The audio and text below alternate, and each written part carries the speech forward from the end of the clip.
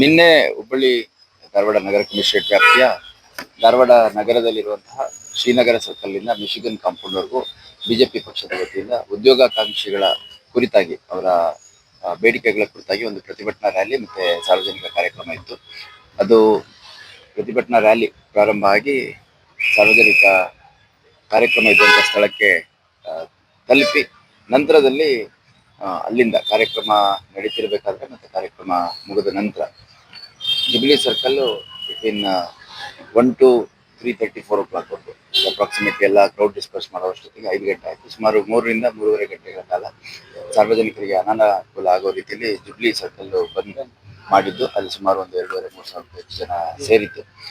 ಇದರ ಮಧ್ಯೆ ಅವ್ರದ್ದು ಏನು ಮಾರ್ಗ ಇತ್ತು ಶ್ರೀನಗರ ಸರ್ಕಲ್ನಿಂದ ಮಿಶಿಗನ್ ಕಾಂಪೌಂಡ್ವರೆಗೂ, ಅದ್ರ ನಡುವೆ ಸುಮಾರು 4-5 ಬೇರೆ ಬೇರೆ ಪಾಯಿಂಟ್ಗಳಲ್ಲಿ ನಾವು ಬ್ಯಾರಿಕೇಡ್ ಹಾಕ್ಕೊಂಡು ಮಾರ್ಗ ಬದಲಾವಣೆ ಆಗದ ರೀತಿಯಲ್ಲಿ ಕ್ರಮ ಕೈಗೊಳ್ಳಲಿಕ್ಕೆ ತಡೆ ಹಿಡಿದಂಥ ಸಂದರ್ಭದಲ್ಲಿ ಸಾಕಷ್ಟು ಜನ ಮುಖಂಡರುಗಳು ಮತ್ತು ಕೆಲವು ವಿದ್ಯಾರ್ಥಿಗಳು ಕೂಡ ಅಲ್ಲಿ ನಮ್ಮನ್ನು ಬ್ರೀಚ್ ಮಾಡಿ ಹೋಗುವಂಥ ಪ್ರಯತ್ನ ಪೊಲೀಸ್ ಕರ್ತವ್ಯಕ್ಕೆ ಅಡ್ಡಿಪಡಿಸಿದ್ದು ಮತ್ತು ಆ ಒಂದು ಸಂದರ್ಭದಲ್ಲಿ ನಮ್ಮ ಕೆಲ ಅಧಿಕಾರಿ ಮತ್ತು ಸಿಬ್ಬಂದಿಗಳಿಗೆ ಸಣ್ಣ ಪುಟ್ಟ ಗಾಯಗಳಾಗಿರುವಂಥದ್ದು ಆಗಿದೆ.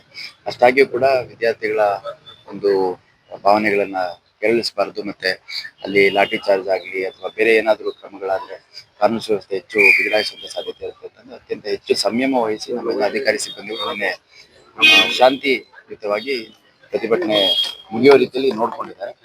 ಅಷ್ಟಾಗಿಯೂ ಬಹಳಷ್ಟು ಸ್ಥಳಗಳಲ್ಲಿ ವೈಲೇಷನ್ಸ್ ಆಗಿದೆ. ಬಿಜೆಪಿ ಪಕ್ಷದವರು ಏನು ಕರೆ ಕೊಟ್ಟಿದ್ರು ಅದ್ರ ಪ್ರಕಾರ ಅವರು ಶ್ರೀನಗರ ಸರ್ಕಲ್ನಿಂದ ಮಿಶಿಗನ್ ಕಾಂಪೌಂಡ್ವರೆಗೂ ಬಂದು ಅಲ್ಲಿ ಕಾರ್ಯಕ್ರಮ ಮಾಡಿದ್ರು. ಅಷ್ಟಾದ್ಮೇಲೆ ಬಹಳಷ್ಟು ಕ್ರೌಡ್ ಇಲ್ಲಿ ಜುಬ್ಲಿ ಸರ್ಕಲ್ ಇದೆ ಅಂತ ಹೇಳಿದ ಮೇಲೆ ಅಲ್ಲಿಗೂ ಕೂಡ ಬಂದು ನನಗೆ ಇಷ್ಟ ನಂದಿನಿ ತುಪ್ಪ, ಶುದ್ಧ ತುಪ್ಪ ಅಂದ್ರೆ ನಂದಿನಿ. ಹುಬ್ಬಳ್ಳಿಯಲ್ಲಿ ಬಂದಂತ ಆಫೀಸರ್ಸ್ ಅಲ್ಲಿ ರಣಜಿ ಕ್ರಿಕೆಟ್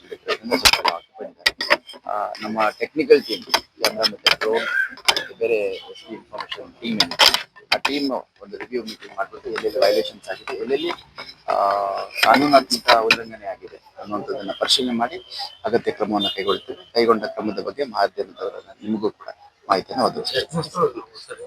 ಮಾಡ್ತೀವಿ in the process of it. ಏನಾಗುತ್ತೆ ಇವಾಗ ಇಷ್ಟು ಕೇಸ್ ಮಾಡ್ತೀವಿ, ಇಷ್ಟು ಜನದ ಮೇಲೆ ಕ್ರಮ ತಗೊಂತೀವಿ ಅಂತ ಹೇಳಕ್ಕಾಗಲ್ಲ. ನಮ್ಗೇನು ಇನ್ಪುಟ್ಸ್ ಬರುತ್ತೆ ಅದು ಬಹಳಷ್ಟು ಇವಾಗ ನೀವೇ ಅನಲೈಸ್ ಮಾಡ್ಕೊಳ್ಳಿ.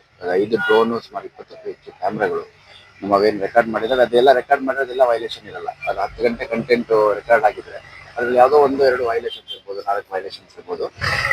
ಮತ್ತೆ ಇಂಡಿವಿಜುವಲಿ ಯಾರ್ಯಾರು ಆ ರೀತಿ ವೈಲೇಷನ್ ಮಾಡ್ತಾರೆ, ಪೊಲೀಸರ ಜೊತೆ ಸಂಘರ್ಷಕ್ಕೆ ಇಳಿತಾರೆ ಮತ್ತೆ ಕಾನೂನು ಉಲ್ಲಂಘನೆ ಮಾಡೋ ಪ್ರಯತ್ನ ಮಾಡ್ತಾರೆ, ಅವ್ರಿಗೆಲ್ಲ ಬಹಳ ಗೌರವದಿಂದ ಬಹಳ ಪ್ರೀತಿಯಿಂದ ನಾವು ಎಚ್ಚರಿಕೆಯನ್ನು ಕೊಟ್ಟಿದ್ವಿ, ತಿಳುವಳಿಕೆಯನ್ನು ನೀಡಿದ್ವಿ. ಅಷ್ಟಾಗಿಯೂ ಕೂಡ ವೈಲೇಷನ್ ಮಾಡಿದ್ದಾರೆ. ಇದರಲ್ಲಿ ಏನಾಗಿದೆ, ಬಹಳಷ್ಟು ಜನ ರಿಪೀಟೆಡ್ ಆಗಿ ಬೇರೆ ಬೇರೆ ರಾಜ್ಯದ ಬೇರೆ ಬೇರೆ ಭಾಗಗಳಲ್ಲೂ ಓಡಾಡಿಕೊಂಡು ಇದೇ ರೀತಿ ಪ್ರತಿಭಟನೆಗಳಲ್ಲಿ ಭಾಗವಹಿಸಿರುವಂಥದ್ದು ಮತ್ತು ಅದರಲ್ಲಿ ಕಾನೂನು ಉಲ್ಲಂಘನೆ ಮಾಡುವಂಥದ್ದು ಕಂಡುಬಂದಿದೆ. ಒಂದು ಪ್ರತಿಭಟನೆಗಳಲ್ಲಿ ಅವ್ರನ್ನ ಪ್ರಚೋದನೆ ಮಾಡುವಂಥದ್ದು ತಪ್ಪಾಗುತ್ತೆ. ನಮ್ಮ ಮಹಿಳಾ ಸಿಬ್ಬಂದಿಗಳಿರ್ತಾರೆ, ಪುರುಷ ಸಿಬ್ಬಂದಿಗಳಿರ್ತಾರೆ. ಇವಾಗ ನಮ್ಮ ASIಗಳೆಲ್ಲ ಸ್ವಲ್ಪ 55-58 ವರ್ಷ ಆಗಿರುತ್ತೆ. ಅವ್ರಿಗೆ ತಳೆದಂಥ ಸಂದರ್ಭದಲ್ಲಿ ಅವ್ರಿಗೆ ಪೆಟ್ಟುಗಳಾಗಂಥ ಸಾಧ್ಯತೆ ಇರುತ್ತೆ.